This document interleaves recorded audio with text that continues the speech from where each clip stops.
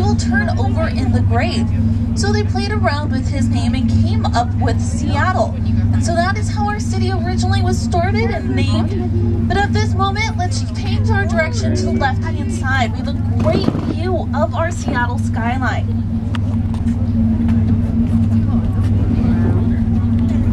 The radar and various. I'll start talking about the easiest building to find, which is our Space Needle.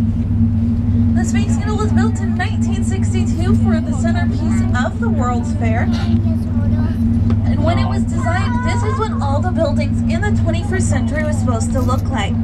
Well, we are in the 21st century and it's the only one in Seattle.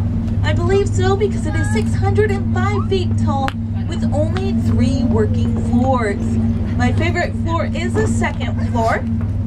It is a rotating restaurant, the oldest rotating restaurant left in use.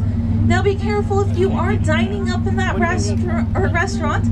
Don't put your purse or wallet on that windowsill. The windowsill does not rotate with the restaurant. But I've always been tempted to take a disposable camera and see if I get it back and how many photos come back. I've had somebody try that before and they've had some really interesting photos back to their table. It makes one full rotation in just under an hour, so plenty of time to see if that works. If we go to the opposite side of our sky